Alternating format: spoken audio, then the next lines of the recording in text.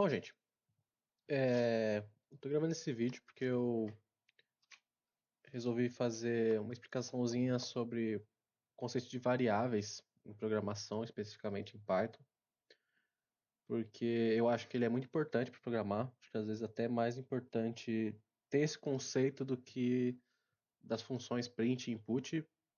Print e input são duas funções essenciais, não tem como programar sem elas, mas eu acho que variáveis é também um conceito muito essencial e que não dá para trabalhar sem. Inclusive para os exercícios da lista que a professora passou hoje, eu acho que variáveis não são essenciais, mas para fazer um pouco mais de sentido o que você está fazendo, é bom ter o conceito de que são variáveis e como elas funcionam. Então eu resolvi gravar esse vídeo. E, bom, se vocês quiserem que eu explique outras coisas de programação, se estiver nos meus domínios do que eu sei fazer, eu posso ajudar. Ou posso estudar um pouquinho e preparar uma explicaçãozinha. Mas enfim, a questão que eu quero falar agora é sobre variáveis. O que é uma variável? A variável, na prática, ela é um espaço reservado no seu computador, na sua memória, que você atribui a ela um nome, e sempre que você recorrer a esse nome no seu código, você está querendo que se relacionar com esse espaço da memória que o seu computador criou. Então, se eu crio uma variável chamada número, e eu atribuo a ela um valor de um número, esse valor que eu atribuí vai ser gravado no computador. E sempre que eu chamar essa variável número no código, sabe? Print a variável número, ou variável número mais 5, ele vai lá na memória do computador buscar aquela variável e vai utilizar. Então, na prática, a variável é isso: é um espaço alocado do computador reservado para o valor que você atribuir, ou que você quiser resgatar depois, etc. Em exemplos matemáticos, a gente pode pensar as variáveis do mesmo jeito que a gente pensa em equações e funções. Quando você pensa a variável x numa função tipo f de x igual a x quadrado, o que é isso? É um valor, é um valor indefinido, né? X não tem um valor atribuído a ele a priori, que você vai fazer operações com esse valor, e dependendo do valor que for atribuído àquele x, ele vai ter resultados diferentes. Então, se você tem aqui esse caso assim, se você diz que x é 1, essa f de x igual a x quadrado vai ser igual a 1. Se for 2, vai ser 4. Se for 3, vai ser 9, e por aí vai. Então, na prática, na programação, quando você cria uma variável chamada x, por exemplo, você está reservando um espaço na memória do seu computador, chamando ele de x, e você pode atribuir valores àquele espaço, você pode resgatar aquele valor que você atribuiu futuramente, você pode substituir esse valor por outro. Então, é basicamente isso. Como eu falei já, a variável ela tem que ter um nome, para que você possa identificar essa variável e utilizar ela futuramente. O nome pode ser literalmente qualquer palavra. Você pode usar o nome que você quiser. Você não precisa usar um código, você não precisa usar nada. Você pode usar literalmente qualquer palavra, qualquer conjunto de palavras, desde que esteja em uma palavra só, né? Então, se você quiser chamar uma variável de número de páginas, você não vai escrever número, espaço de, espaço páginas. Você vai escrever número de páginas. E sim, como eu falei, você pode botar qualquer nome, com letras maiúsculas, minúsculas. Existem caracteres especiais que você não pode usar, então preferi usar caracteres alfanuméricos, né? Letras e números. Mas existe uma ética geral na programação, que é quando você vai criar uma variável ou uma função, você sempre escreve o nome dela em camel case. Camel case é tipo como se escreve hashtag no Twitter. Então você vai escrever, digamos que como eu falei, você quer criar uma variável chamada número de página. Cada palavra que compõe o nome da variável, a primeira você escreve começando em minúsculo e as seguintes você começa com letras maiúsculas. Isso é o que a gente chama de camel case, né? É a fonte em formato camel case. Camel Case porque parece um camelo, né? A cabeça do camelo, as corcovas dos camelos são as primeiras letras em maiúsculo das outras letras. Isso aqui é uma questão ética, não é obrigatório. Você pode criar uma variável com o nome inteiro em maiúsculo. O programa vai funcionar normalmente, mas é uma questão ética, estética da programação. Eu coloquei aqui uma curiosidade que é em Python você não precisa declarar a variável. O que isso quer dizer? Se você pegar uma outra linguagem tipo C, ou Python ou Java, por exemplo, nessas linguagens, quando você vai criar uma variável, você tem que fazer uma primeira etapa que é declarar a variável.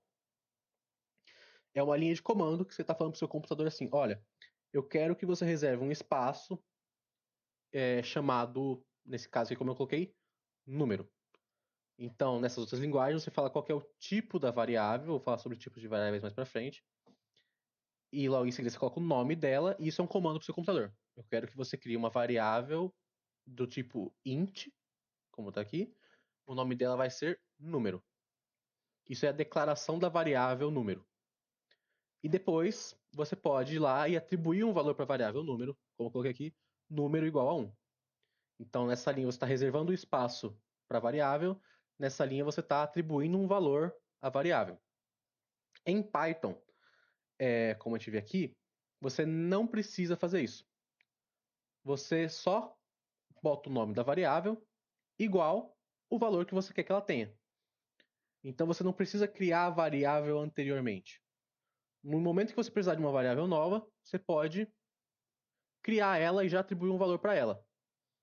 Então você está no meio do seu código lá, putz, eu vou precisar de uma variável para atribuir o nome do usuário. Você não precisa ter criado essa variável antes. Você só vai lá e coloca nome do usuário igual input.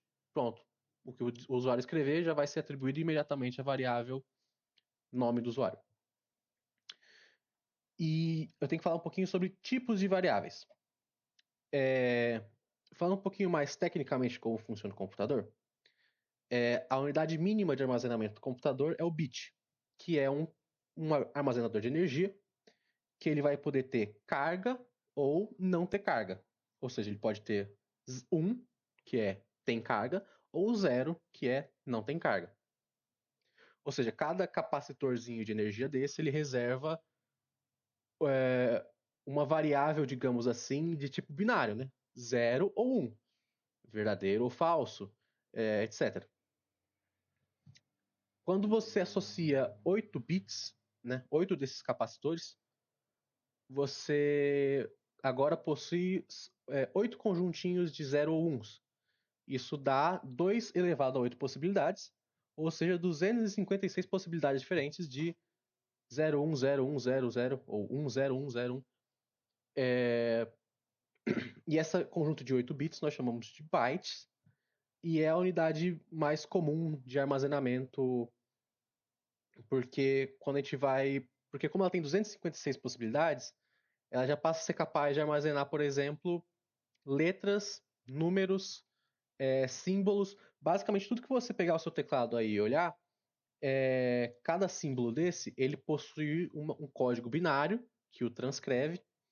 Então você consegue armazenar qualquer um desses dados num byte. Agora, bom, se uma letra usa 1 byte de espaço, então é fato que uma letra ocupa muito mais espaço, muito menos espaço no computador do que uma palavra. Uma letra usa 1 byte, uma palavra usa um número de bytes relativo a quantas letras ela tem. É por isso que as variáveis elas têm tipos, porque um número inteiro, digamos que que o maior número inteiro que o computador armazena de uma vez só seja 1 trilhão. E para isso você precisa de, sei lá, x bytes. Agora, se a gente está falando de números reais, entre 0 e 1 trilhão, não tem só 1 trilhão de números. Tem muitos mais números. Proporcional a quantas casas decimais você vai ter entre um número e outro. Então é por isso que você tem variáveis do tipo inteiro, você tem variáveis do tipo real, você tem variáveis do tipo de texto, Então, é justamente para que você possa, primeiro, distinguir as duas coisas, porque você tem coisas que. Tem relações que você faz com palavras que você não consegue fazer com números, relações que você consegue fazer com números que você não consegue fazer com palavras. Então, é por isso que existem esses diferentes tipos de variáveis. Eu listei aqui os 5 tipos de variáveis que existem no Python. É a variável do tipo inteiro, que é representada pela sigla int. Perceba, aqui o nome da variável é vint. Ou seja, eu não estou declarando. Poderia ser qualquer outra palavra nesse lugar. Poderia ser exatamente qualquer outra palavra. Coloquei isso para ficar mais claro. Vint é uma variável do tipo inteiro. E como que o programa sabe que ela é do tipo inteiro? O Python, ele automaticamente identifica o valor que você está atribuindo à variável e a partir disso ele define o tipo daquela variável. Então, a partir do momento que eu estou atribuindo para essa variável 1, o número 1, eu falo assim, bom, 1 é um número inteiro. Então, eu vou atribuir, essa variável é uma variável do tipo inteiro. Se eu pedir aqui para ele print type é uma função, vint, ele vai me retornar qual é o tipo da variável vint. No caso, perdão, esqueci alguma coisa. Aqui eu acho, não? Acho que é isso. Aqui. Essa variável é da classe inteiro. Se eu pedir para ele o tipo da variável float, ele vai retornar que ela é uma variável do tipo float. Então, o Python ele tem essa qualidade de que ele automaticamente identifica o tipo da variável no momento que você cria ela. Então, temos a variável do tipo inteiro, a variável do tipo float, que ela é para números reais. Lembrando que a vírgula ela é o ponto. Você usa o ponto como a casa decimal, você não usa vírgula. Senão dá errado. E porque o nome, bom, o nome int vem de integers, né? Inteiros em inglês.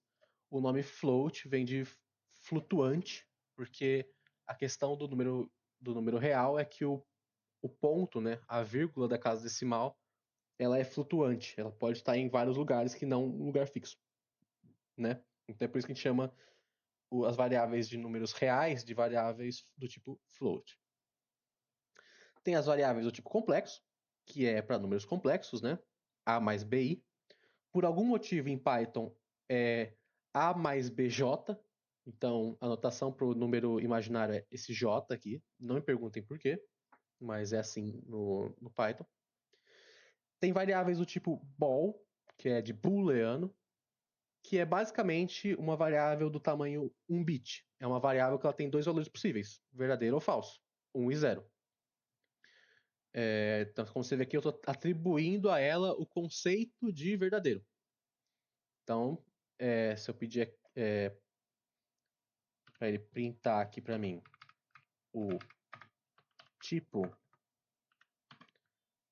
da eita, o tipo da VBall,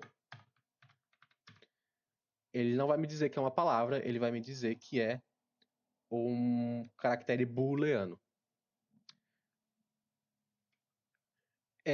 E tem o último tipo de variável, que é variáveis do tipo string, que é basicamente qualquer caractere, palavra ou frase. Por que o nome é string? Linguagens de programações mais antigas, como C e Java, elas não tinham uma variável, um tipo de variável para palavras. Elas tinham somente o tipo de variável para letras, que era o tipo char, de caractere. Então, se você quisesse uma palavra, você precisava de uma cadeia de variáveis do tipo caractere. Ou seja, você precisava de uma string. Né? String vem de teia, tipo teia de aranha, fio. Então, você precisava de um fio de caracteres. Isso é uma palavra. Em Python, string é um tipo de variável. Você consegue atribuir uma palavra diretamente a uma variável. Você não precisa fazer letra a letra, digamos assim. Esses são os tipos de variáveis. Eu separei um espaço aqui para falar sobre soma e concatenação de variáveis, de expressões. O que quer dizer? Tanto a soma quanto a concatenação, ela utiliza o símbolo de mais, de adição. Só que qual que é a diferença? O Python, como eu falei, ele já identifica automaticamente o tipo da variável que você está trabalhando. Então, quando eu crio aqui n1 igual a 3, ele já interpreta que essa n1 é uma variável do tipo inteiro. Ele já interpreta aqui que n2 é do tipo inteiro também. S1 é a sílaba lo, S2 é a sílaba bo. Né? Então são atributos de texto. S1 e S2 são strings. Quando eu peço para ele escrever para mim print n1 mais n2, ou seja, esses dois números, ele vai retornar para mim o número 8, que é a soma de 3 mais 5. Que é diferente, por exemplo, se eu peço para ele fazer print desse jeito aqui. Você deve lembrar que na aula de hoje a gente fez prints desse tipo, né? Que você coloca vários argumentos separados por vírgula. Se eu pedir isso aqui, ele vai escrever 3 e 5. Ele escreveu os dois argumentos separadamente. Se eu coloco mais, ele soma os dois termos. Se eu coloco a vírgula, ele só escreve os dois termos separados.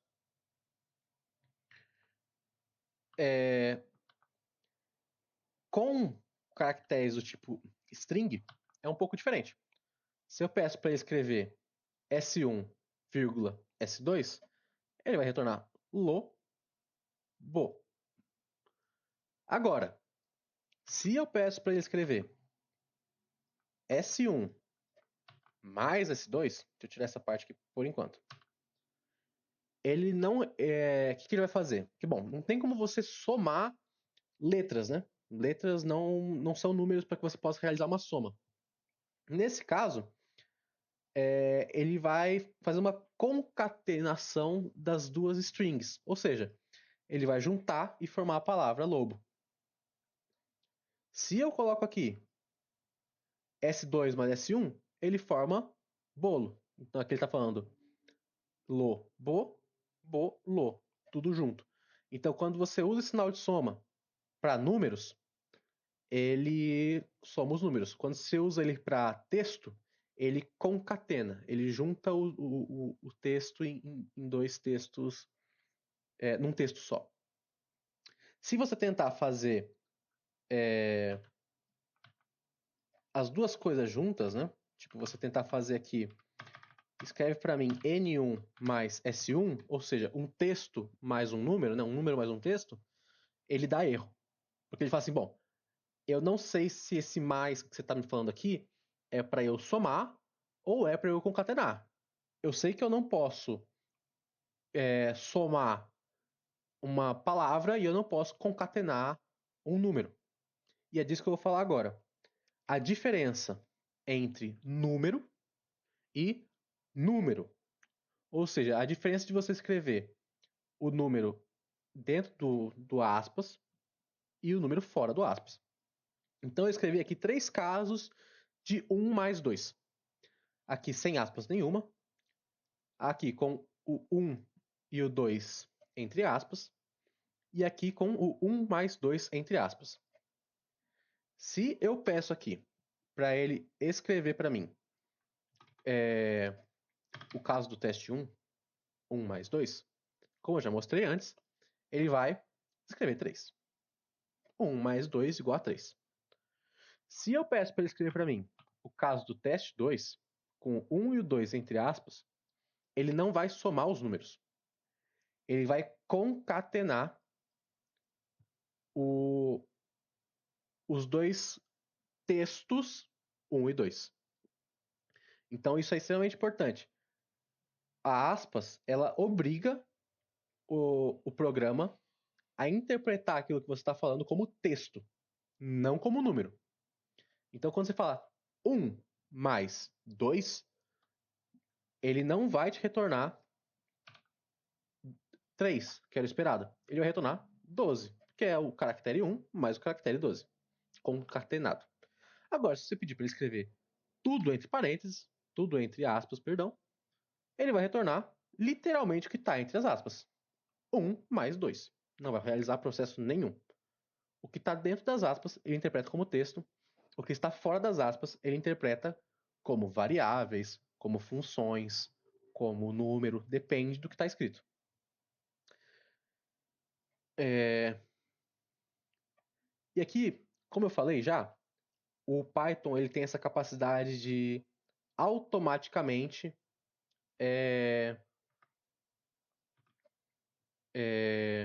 atribuir o tipo de uma variável junto com o valor. Agora, digamos que você pediu para o seu usuário escrever um número e ele escreve um número inteiro. A sua variável vai ficar com um valor inteiro. Mas digamos que você precise usar esse valor em seu formato de número real, ou seja, de número com vírgula. Porque existem funções que vão precisar que o número que ela recebe é um número real e não um número inteiro. Nesse caso, você precisa saber o tipo, né, que o tipo da variável que você está trabalhando. E para isso existe essa função aqui que eu já mostrei antes, que é a função type, que ela vai retornar para você o tipo da variável que ela está testando. Então, digamos que você precisa fazer uma condicional. Bom, se o tipo da variável for tal, eu preciso que você faça uma coisa, se for outra, eu preciso que você faça outra. É para isso que serve essa função. Eu criei já anteriormente, né, todas essas variáveis. E eu posso aqui rodar que ele vai retornar para mim o tipo de cada uma delas. O vint é int, o vfloat é float, o vcomplex é complexo, o vball é ball, o vstring é str, né, que é o string. Aí você fala assim, putz, mas o cara me informou uma variável, me informou 10,5, mas eu preciso de da forma do número em nossa forma inteira, porque senão eu não consigo usar ela. Vamos pegar aqui o caso que está aqui, né? vfloat igual a 3.14. Fala assim, putz, mas eu não posso usar ela do tipo float, eu preciso dela no formato inteiro. Para isso existe a função int.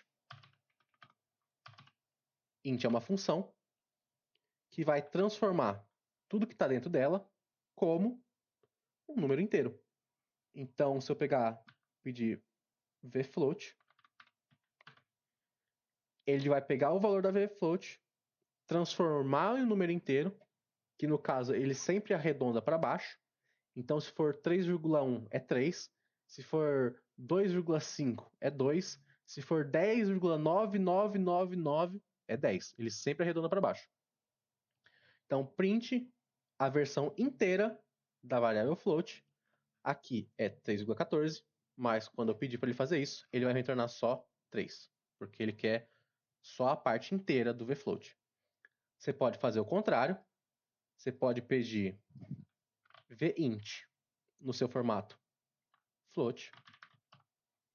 Então, se vint é 1, ele vai retornar 1,0. Você pode pedir para ele transformar um número em uma formato de texto. Então, por exemplo, eu venho aqui e peço para ele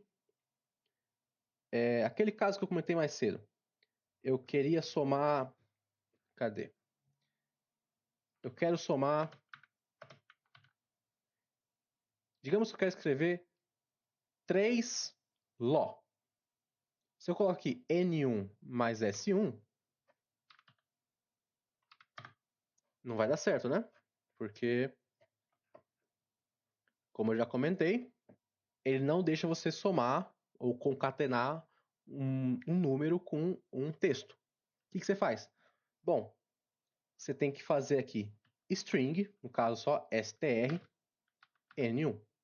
Ele vai transformar esse 3 aqui em algo que seria como se fosse um abre aspas, 3, fecha aspas. E agora, se eu mandar ele concatenar, ele vai retornar para mim 3 ló. A mesma coisa o contrário. Digamos que eu recebi um texto teste aqui. teste, que é igual a, em formato de texto, 10. E eu quero escrever teste menos 5. Se eu mandar ele rodar desse jeito, vai dar errado. Porque eu estou mandando ele subtrair 5 de um texto. O que eu faço? Eu pego aqui int teste menos 5, 5. Ele pegou esse 10, que está em formato de texto, transformou em número. E deste número, eu realizei a operação que eu precisava. Isso aqui é tudo que eu tinha para falar sobre variáveis. Eu estou pensando também em fazer um videozinho explicando os outros conteúdos que com certeza a gente vai ver, que são as 3 funções mais básicas de programação, que é a função if, for e while, ou em português, se, para e enquanto, que são funções que você usa, que essas são as funções que a gente mais utiliza em programação, porque é assim que você vai criar uma estrutura condicional. Então, pô, você recebe um número do seu usuário e fala assim, bom, se esse número for primo, eu tenho que fazer isso, se esse número não for primo, eu tenho que fazer aquilo.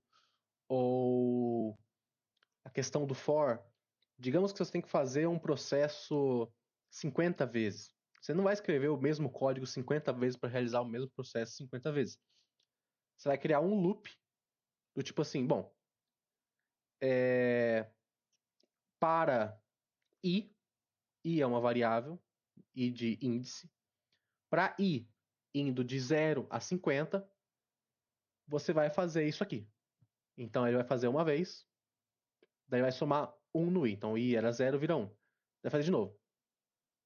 Daí i vira 2. Daí vai fazer tudo de novo. Daí i vira 3. E ele vai repetir esse processo até i virar 50, que daí ele vai ter feito todo esse processo 50 vezes. Isso é a função for. E a função while, ela é semelhante à função for. A questão é que ela repete o que está dentro dela enquanto uma condição for sustentada. Então, você pode falar assim, bom, enquanto estiver de noite, eu vou ficar dormindo.